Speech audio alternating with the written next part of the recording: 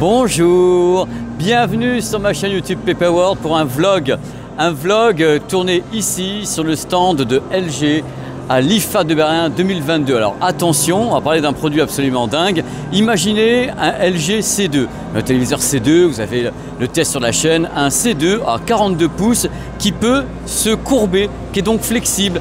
C'est ce dont on va parler maintenant avec le LG Flex. On va le voir ensemble, on va l'expliquer, ce produit qui est le LG Flex, que voici, que voilà. Donc le téléviseur, c'est uniquement, à ma connaissance, un 42 pouces. Et l'avantage de ce produit par rapport à d'autres modèles qui sont flexibles, vous allez voir, c'est dingue, c'est qu'il est flexible avec une motorisation.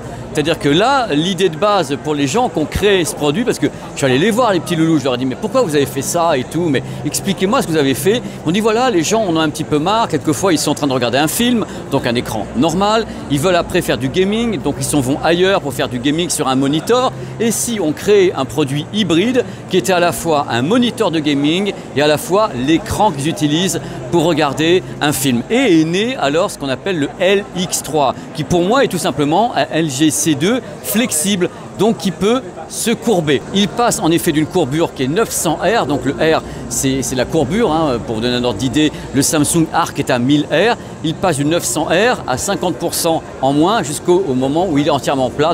On va partir à zéro maintenant, regardez, il est entièrement flat, là vous avez un écran LG C2 en 42 pouces normal, celui que vous connaissez, il est 4K, HDR, gaming et tout, il fait tout bien. Et maintenant le jeune homme ici va actionner le mode où il va devenir complètement incurvé. On va partir à 100%. Regardez, hop.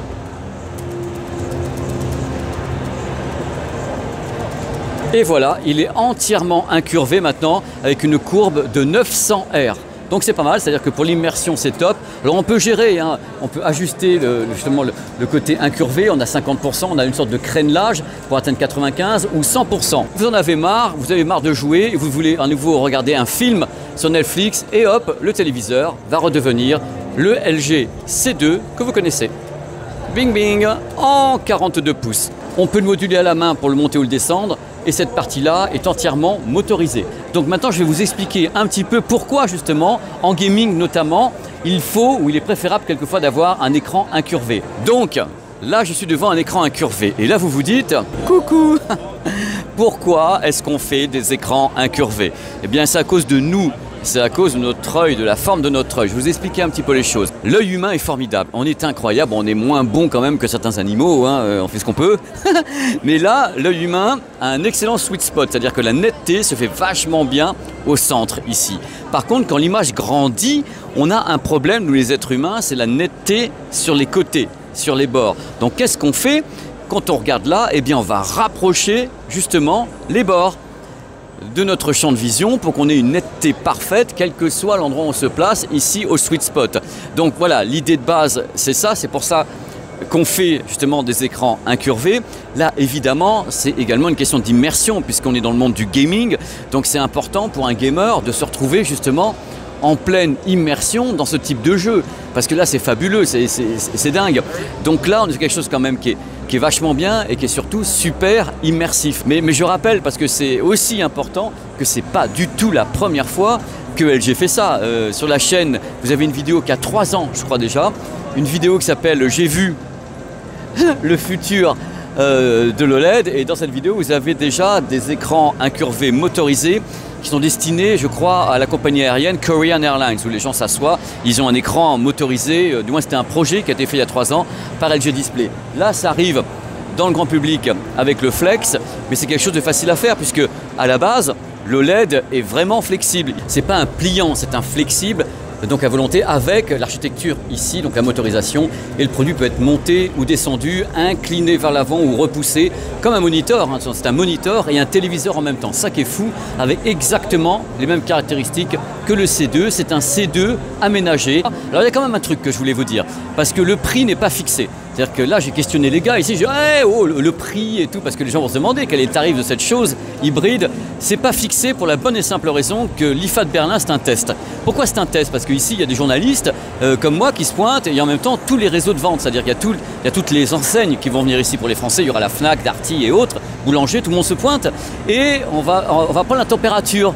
On va leur dire, on compte lancer ce produit peut-être là dans 1 mois, 2 mois, 3 mois, en 2023. On va demander justement aux enseignes quel serait à votre avis le bon tarif pour lancer le Flex. Peut-être qu'ils vont dire 2500, 3000 euros, ou un truc comme ça. Et dans ce cas-là, LG va ajuster par rapport aux retours comme ça mondiaux des magasins pour dire voilà, on va le mettre plutôt à ce prix-là. Avec les bruits de couloir comme ça, j'ai l'impression que le produit va aller plutôt vers les 2500, 3000 $, c'est-à-dire le double du prix du LG C2 en 42 pouces.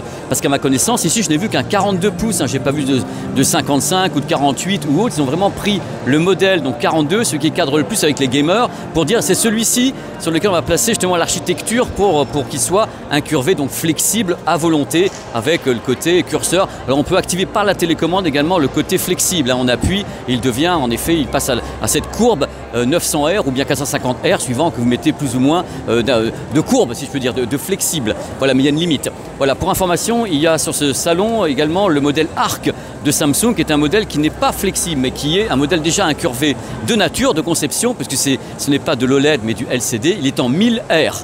Là, pour moi, ce type d'écran donc incurvé et voire flexible chez LG Display, c'est pas vraiment une nouveauté. Je suis là. C'est pas vraiment une nouveauté. La nouveauté, c'est de voir arriver ici à l'IFA de Berlin avec un nom, donc LX3, la diagonale, donc 42 pouces, donc c'est ouf. Donc il y a par contre un truc qui me travaille la tête, parce que je suis un emmerdeur.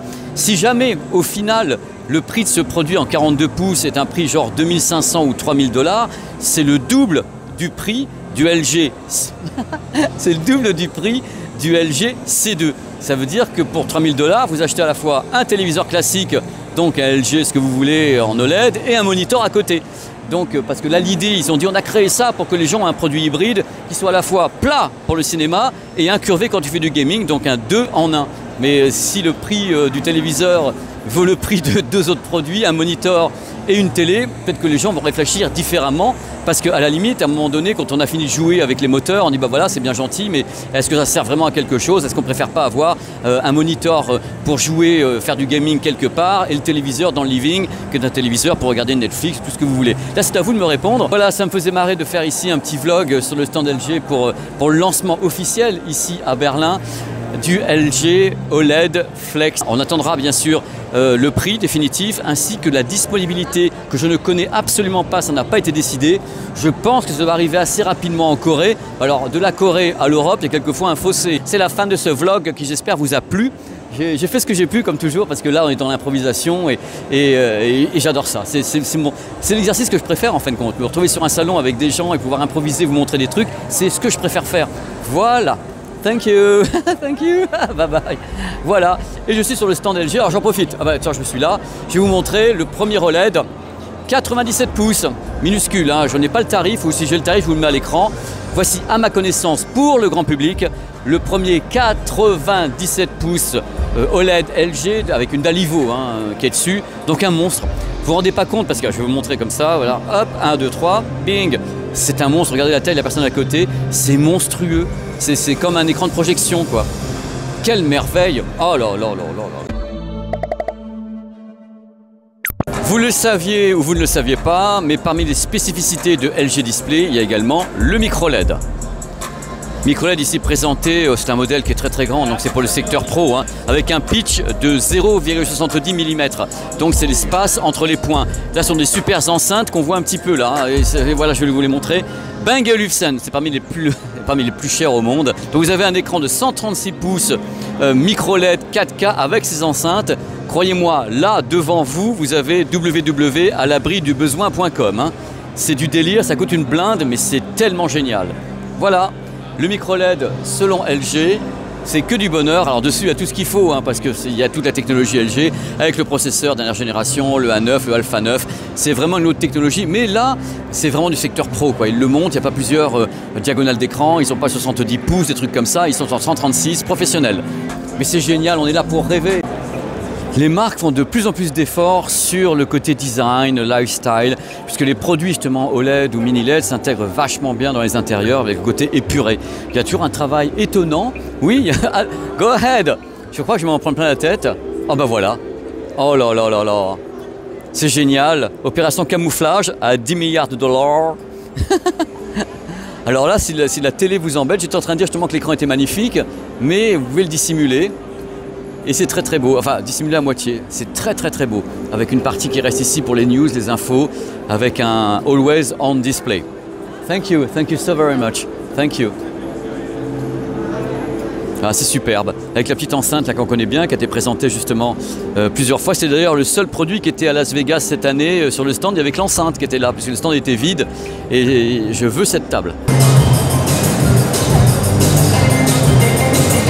Attention, on va passer aux choses sérieuses. Ce que vous voyez maintenant à l'image, ce n'est pas LG, c'est LG Display, c'est-à-dire la division écran d'LG. C'est-à-dire que LG Display a pour client LG, c'est-à-dire qu'il y en a un qui facture à l'autre. Donc là, c'est uniquement les dalles. C'est-à-dire que ce n'est pas les téléviseurs. Donc c'est pour ça que là, vous allez voir un truc où on explique l'OLED, voilà les 10 ans, l'OLED, la création, la recherche et le développement. Et c'est vrai que n'importe comment, sachez un truc important, LG n'a pas inventé l'OLED. Ils ont acheté des licences, ils ont travaillé le White OLED en rachetant notamment une licence Kodak, mais ce n'est pas les inventeurs du tout. Donc vous avez tout l'historique de LG, enfin LG Display, c'est la partie en effet des écrans, avec la naissance en 1998, le R&D, avec toute l'évolution, avec le 55 pouces, 77 pouces 4K flexible, 2014, vous vous rendez compte, c'est pas d'hier cette affaire quand même. Hein.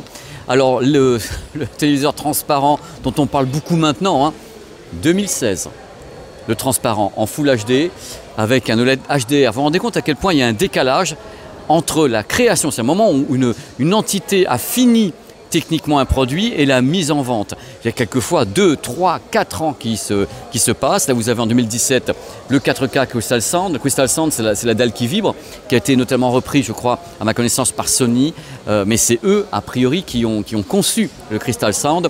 2018, l'enroulable. C'est-à-dire qu'on a présenté, voilà, vous l'avez vu 15 fois sur la chaîne l'enroulable, et le premier 8K 88 pouces, il coûtait à l'époque 30 000 € ou un truc comme ça.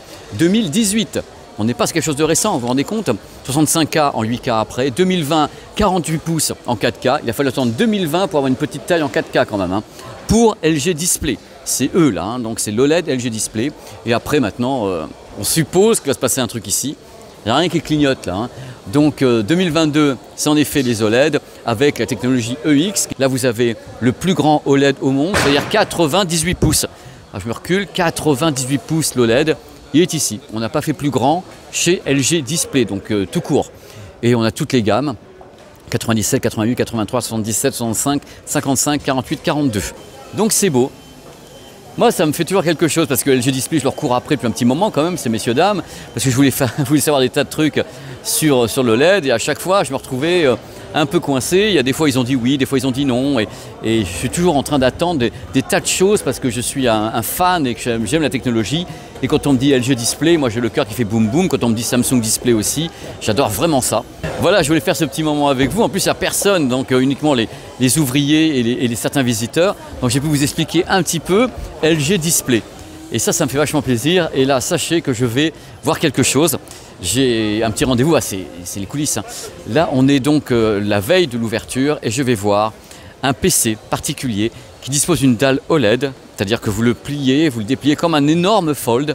Et c'est Asus qui a ça, c'est le Fold OLED, le 17 Fold OLED de Asus. Je vais aller le voir, j'ai rendez-vous, je vais faire un petit vlog, je vais essayer de faire ça au mieux. Bon, pour commencer, je vais vous le courber. Hop, c'est parti. Et je crois que je l'ai éteint, c'est génial. Le mec. J'appuie sur quelque chose, je sais pas. Non, mais, on va venir m'engueuler. Bon, je vous ai mis un menu, voilà. C'est pour vous dire, c'est le même menu. C'est le même menu que sur le LG C2. Il faut savoir qu'il y a tout. Hein. Vous avez WebOS, vous avez tout dessus, vous pouvez travailler de la même façon. Sauf que bien sûr, en plus, il va pouvoir se courber à volonté grâce à la motorisation derrière. Bon, j'ai fini de tout casser, maintenant je vous montre le reste.